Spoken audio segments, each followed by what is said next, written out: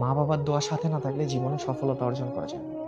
যদিও কেউ সফল হয়ে থাকে, সে কিন্তু একটা সময় নিঃস্ব হয়ে যায়, আল্লাহ তাকে নিঃস্ব করে দেয়। এখন আমি মাসে 1 কোটি টাকা ইনকাম করি, আমি যদি আমার পরিবারের হক নষ্ট করি, এই টাকা কিন্তু বেশি দিন আমার থাকবে না, একটা সময় আমারও নিঃস্ব হইতে হবে। এটাই নিয়ম। আল্লাহ তাআলা টাকা পয়সা দেয় শুধু আপনার সততা পরীক্ষা করার জন্য, আপনার নিয়ম নীতি ঠিক আছে কিনা, ইমান আমল ঠিক আছে কিনা, জাস্ট এটা পরীক্ষা করার জন্য। আপনার কাছে টাকা আছে, আপনি আপনার পরিবারকে দেখেন না, মা বাবা ভাই বোন কাউকে দেখেন না ভাই, আপনি সাময়িক সময়ের জন্য শান্তি পাবেন, পুরো জীবনে কিন্তু আপনি শান্তিতে কাটাইতে পারবেন না। ছোট ছোট টেনশন, ছোট ছোট ক্ষতি আপনার লাইফটা পুরো শেষ করে দিবে। এই টাকা পয়সা একটা জিরো হয়ে যাবে।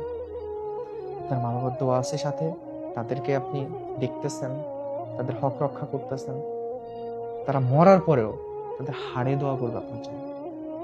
আজকে আমি এইখানে আমার মা বাবার জন্য, তাদেরকে ছোটবেলায় না বুঝে অনেক কষ্ট দিছি, যখন থেকে আমি ইনকাম করা শুরু করছি আলহামদুলিল্লাহ তাদেরকে আমি, তারা যা চায় দুনিয়ার বুকে যদি সম্ভব হয় আমি তাদের এনে দিই, নিজে থেকে দিই।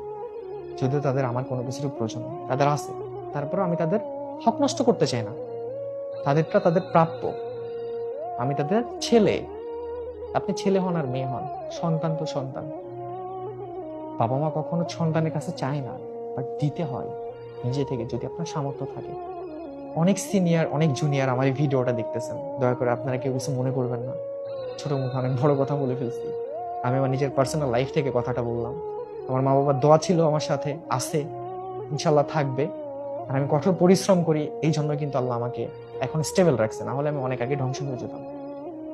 তো দোয়া করবেন আমার জন্য, আর আপনাদের জন্য মন থেকে, মনের গভীর থেকে দোয়া থাকলো।